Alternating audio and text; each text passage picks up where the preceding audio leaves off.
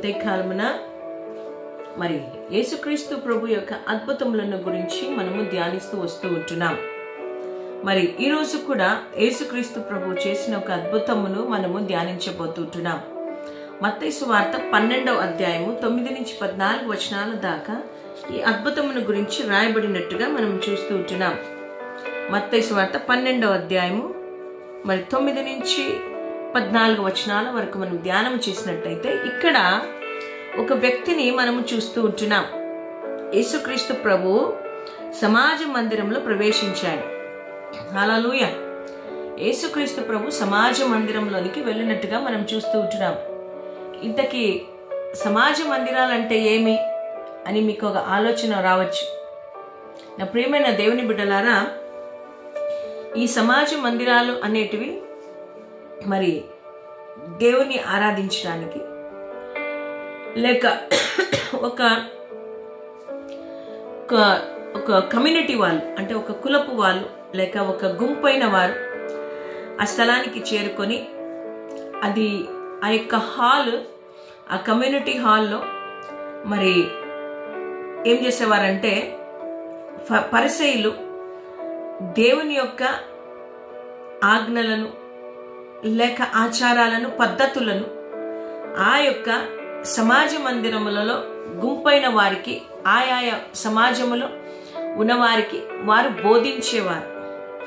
ఈ సమాజ మందిరములు ప్రతి ఒక్క హెడ్ క్వార్టర్స్, ఉదాహరణకు ఇప్పుడు మన యొక్క పట్టణమునకు మన యొక్క ప్రాంతానికి కళ్యాణదుర్గం హెడ్ క్వార్టర్స్, ఆ హెడ్ క్వార్టర్స్లో ఒక సమాజ మందిరాన్ని నిర్మించేవారు. సో అక్కడ అందరూ కూడుకొని అక్కడ ఆ యొక్క మతపరమైన ఆచారాలను పద్ధతులను వారికి బోధించి నేర్పించేవారు. యేసుక్రీస్తు ప్రభు ఈ యొక్క సమాజ మందిరంలోనికి వెళ్ళాడు. వెళ్ళినప్పుడు ఆయన అక్కడ ఒక వ్యక్తిని చూసినట్టుగా మనం చూస్తూ ఉంటున్నాం. ఊచ చెయ్యి గలవాడొకడు కనబడెను. ఎక్కడికి యేసు ప్రభు వెళ్ళినా ఏది చేయాలనుకున్నా ఏదో ఒక ఆశ్చర్యమైన కార్యముని ఆయన చేస్తూ వచ్చాడు. ఈ యొక్క వ్యక్తి ఊచ చెయ్యి ఉంది కాబట్టి అతని యొక్క జీవనము కష్టమై ఉండొచ్చు.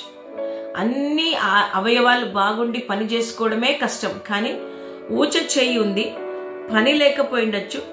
సామాజికంగా అందరూ అతన్ని వెలివేసి ఉండొచ్చును. అతన్ని చూసి ఎవరు కూడా ప్రేమించక అతన్ని నిరుత్సాహపరిచి ఆయన దూరపరిచి ఉండొచ్చును. ఆయన టోటల్గా మరి ఏమంటారంటే హ్యాండిక్యాప్ అంటారు. అటువంటి పరిస్థితిలో ఉన్న ఆ వ్యక్తి ఆ యొక్క సమాజ మందిరంలోనికి వచ్చినట్టుగా మనం చూస్తూ ఉంటున్నాం. నా ప్రియమైన దేవుని బిడ్డలారా, ఆ యొక్క వ్యక్తి అనేక సంవత్సరాల నుండి ఆ పరిస్థితుల్లోనే ఉన్నాడు, అక్కడే ఉన్నాడు, కానీ అతనికి స్వస్థత లేకుండా ఉన్నాడు. కానీ ఆ సమాజ మందిరంలోనికి యేసుక్రీస్తు ప్రభు వచ్చినప్పుడు ఎవరు గమనించని ఆ వ్యక్తిని యేసుక్రీస్తు ప్రభు గమనించాడు. ఈరోజు నువ్వు అనేకమైన స్థలములలోనికి నువ్వు వెళ్తూ ఉన్నావు, ఎన్నో బలహీనతలతో నువ్వు ఉంటున్నావు, ఎన్నో కష్టాలతో నువ్వు ఉంటున్నావు, ఎన్నో శ్రమలతో నువ్వు ఉంటున్నావు. ఒకవేళ నీవు హ్యాండిక్యాప్గా ఉన్నావేమో, అంటే నువ్వు నీ పనులు ఏమి చేసుకోలేని పరిస్థితుల్లో నువ్వు నలిగిపోతూ కృంగిపోతూ సమాజము ద్వారా ద్వేషింపబడుతూ అందరూ నేను త్రోసివేసి ఒంటరిగా నువ్వు ఉన్నావేమో, ఏం చేయాలో తోచడం లేదేమో, దిగులుగా ఉన్నావేమో, ఆలోచన చేస్తూ ఉంటున్నావేమో. ఇదిగో యేసుక్రీస్తు ప్రభు సమాజ మందిరంలోనికి ప్రవేశించినట్టుగా ఆయన ఈ ఉదయకాలమున మన దగ్గరికి ఆయన వచ్చి ఉంటున్నాడు. నా ప్రియమైన దేవుని బిడ్డలారా, ఆ యొక్క బలహీనతను తొలగించడానికి, వ్యక్తిని బాగు చేయడానికి యేసుక్రీస్తు ప్రభు అక్కడికి వచ్చాడు. అవును, అప్పుడు అక్కడ ఉన్న వారందరూ కూడా ఆ వ్యక్తిని చూశారు. వారందరూ కూడా అక్కడున్న వారందరూ కూడా పరిసయ్యులందరూ కూడా ఒక ఆలోచన కలిగిన వారిగా ఉన్నారు. ఏమని? ఎక్కడో ఒక దగ్గర యేసు ప్రభువుని ఇబ్బంది పెట్టాలి, అతన్ని ఇరికించుకోవాలి, అతని మీద నేరం మోపాలని వెతుకుతూ ఉన్నారు. మరి అటువంటి సమయంలో యేసుక్రీస్తు ప్రభువుని వారు ఒక ప్రశ్న అడిగారు. ఏమని? విశ్రాంతి దినమున స్వస్థపరచుట న్యాయమా అని ఆయనను అడిగాను. అందుకు ఆయన, మీలో ఏ మనుషుడికైనాను గొర్రెలుండి అది విశ్రాంతి దినమున గుంటలో పడిన ఎడల దాన్ని పట్టుకొని పైకి తీయడా? గొర్రె కంటే మనుషుడెంతో శ్రేష్ఠుడు, కాబట్టి విశ్రాంతి దినమున మేలు చేయట ధర్మమే అని చెప్పెను. వాళ్ళు యేసుక్రీస్తు ప్రభు మీద నేరం మోపాలని ఆలోచన కలిగిన వారిగా ఉన్నారు కాబట్టి యేసు చేసే ప్రతి పనిలో ఎక్కడన్నా వారికి కొంచెం హింట్ దొరుకుతుందా అని ఆలోచన చేస్తూ వచ్చారు. ఆ రోజు కూడా వారు అదే చేయాలనుకున్నారు. కానీ యేసుక్రీస్తు ప్రభు ఒక మాటను మాట్లాడుతున్నాడు. ఏమని? ఆయన వారికి ఉదాహరణ చెప్తున్నాడు. మరి విశ్రాంతి దినమున గొర్రె గుట్టలో పడితే దాన్ని వదిలేస్తామా? లేదు కదా, దాన్ని పైకి తీసుకొని వస్తాం కదా. మరి మానవుడైన ఈ మనిషి మరి దేవుని రూపమందు చేయబడిన వాడు కనుక గొర్రె కంటే శ్రేష్ఠుడు అని చెప్తూ ఆ యొక్క వ్యక్తి మీద తన యొక్క కనికరాన్ని చూపుతూ ఉంటున్నాడు. అదే సమయంలో ఈ ఫరిసయ్యుల యొక్క వేషధారణను గురించి ఆయన తెలియపరుస్తూ ఉంటున్నాడు. వారు మనుషులను ప్రేమించరు కానీ వేషధారణ చేస్తూ ఉన్నారు అని, వారిలో కనికరము ఎంత మాత్రము లేదని, వారి వేషధారణను బట్టి మనుషులు మోసపోకూడదని ఫరిసయ్యుల గురించి దేవుడు బయలుపరుస్తూ ఉంటున్నాడు. అందుకే యేసు ఆ మనిషిని వైపు తిరిగి నీ చెయ్యి చాపుమని అంత చెప్పగా ఆ యొక్క చెయ్యి మొదటి చెయ్యి వంటిదాయను. హల్లెలూయా. ప్రియమైన దేవుని బిడ్డలారా, ప్రతి అద్భుతము కూడా ఒక కొత్తదే, నూతనమైన అద్భుతాలను యేసు ప్రభు చేస్తూ ఉంటున్నాడు. ఎంత ఆశ్చర్యము కదా. ఈరోజు ఎంతో మంది ఎన్నో సమస్యలతో, వ్యాధులతో, ఇరుకులతో, ఇబ్బందులతో బాధపడుతూ ఎన్నో రకాలైన వేదనతో, దుఃఖములతో గురి అయి ముందుకు వెళ్తూ ఉన్నారు. స్వస్థత లేదని అనుకుంటున్నారు. కానీ ప్రతి వ్యక్తిని ఆయన గమనించి చూసే దేవుడు అంటున్నాడు. యేసుక్రీస్తు ప్రభు ఈ యొక్క మత్తయి సువార్త 12వ అధ్యాయము 9-14 దాకా మొట్టమొదటిగా ఆయన కనికరమును చూపిన దేవుడిగా మనం చూస్తూ ఉంటున్నాం. నా ప్రియమైన దేవుని బిడ్డలారా, ఆయన కనికరము గలగ దేవుడు. ఆయన కనికరించి కాపాడే దేవుడు, కనికరించి మనల్ని లేవనెత్తే దేవుడు, కనికరము చూపి మనలను పోషించే దేవుడు. అవును నా ప్రియమైన వాళ్ళారా, ఆయన ఆ యొక్క ఊచ చేయగల వారిని 2 చేతులు ఆ చేతిని బాగు చేసి తన హస్తములతో తాను పని చేసుకొని తన జీవనం కొనసాగించడానికి దేవుడు కృప చూపినట్టుగా ఈరోజు ఎక్కడైతే నీవు ఇబ్బందికరంగా ఉంటున్నావో, ఎక్కడైతే నువ్వు అభివృద్ధిలోనికి రాలేకపోతున్నావో, ఎక్కడైతే నువ్వు పని చేసుకోలేకపోతున్నావో, ఎక్కడైతే నువ్వు నలిగిపోతున్నావో, ఎక్కడైతే నువ్వు హ్యాండిక్యాప్గా ఉన్నావో, ఆ యొక్క పరిస్థితిలో నుండి దేవుడు నిన్ను బయటికి తీసుకురావాలని ఆశపడుతూ ఉంటున్నాడు. రెండవదిగా దేవుడు తన శక్తిని కనపరుచుకున్నాడు. ఆయన శక్తివంతుడు. ఆయన విశ్రాంతి దినమునకు దేవుడై ఉంటున్నాడు. ఆయన అన్ని చేయగలిగిన దేవుడు. ఆయన సమస్తమును ఆయన ఆధీనంలో ఉన్నవి అని ఆయన మరొక్కసారి తన యొక్క శక్తిని కనపరుచుకున్నట్టుగా మనం చూస్తుంటున్నాం.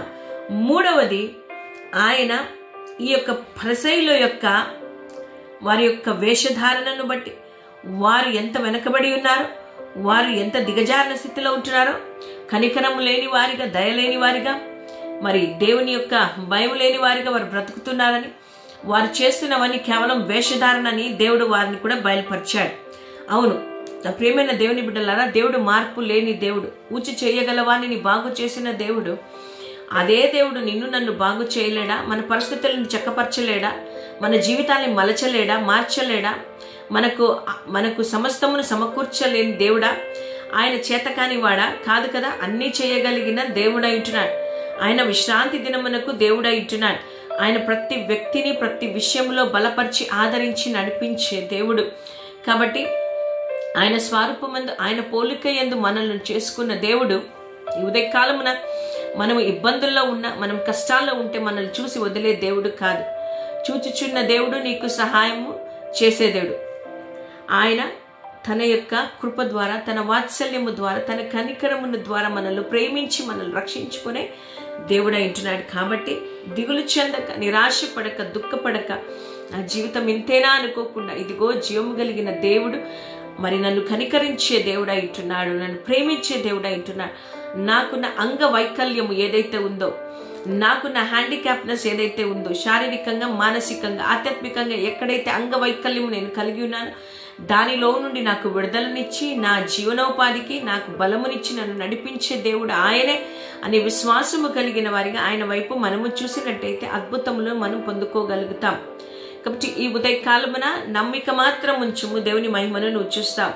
ఈ అద్భుతముల ద్వారా, ఈ ఆశ్చర్య కార్యముల ద్వారా మనం అనుదినము దేవుడు ఈ రీతిగా మన పట్ల చేస్తాడు అనే ఒక విశ్వాసమును మనము విశ్వాసమును పొందుకుంటున్నాం, విశ్వాసముందు స్థిరులై దృఢపరచబడుతూ ఉన్నాం. కాబట్టి నా ప్రియ సహోదరుడ సహోదరి, నిన్ను కాపాడువాడు కునకడు, నిన్ను ప్రేమించేవాడు నీ చేయి వదలడు. కాబట్టి ఆయన నిన్ను ప్రేమిస్తున్నాడు. కాబట్టే నీవు శ్రేష్ఠురాలు. కాబట్టి ఆయన నిన్ను, నీ కుటుంబాన్ని సరిచేసి నిన్ను నడిపించబోతూ ఉంటున్నాడు. అవిశ్వాసమును వీడి విశ్వాసమునకు కర్తైన యేసు వైపు చూస్తూ మన జీవితాన్ని కొనసాగిద్దాం. దేవుడు మనలను బలపరిచి ప్రతి వ్యాధిని, ప్రతి ఒక్క అనారోగ్యమును, ప్రతి ఒక్క బలహీనతను స్వస్థపరచుటకు సమర్థుడై ఉన్నాడని గ్రహించి ఆయన వైపు మాత్రమే మనము చూద్దాం.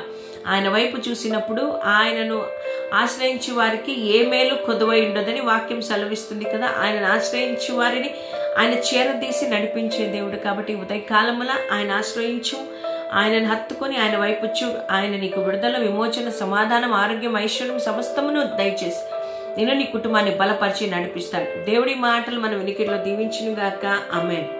ప్రార్థన చేసుకుందాం. పరిశుద్ధుడా, నీకు స్తోత్రాలు నైనా. చేయగలవాన్ని నీ బాగు చేశావు నైనా, నీకు స్తోత్రాలు నైనా.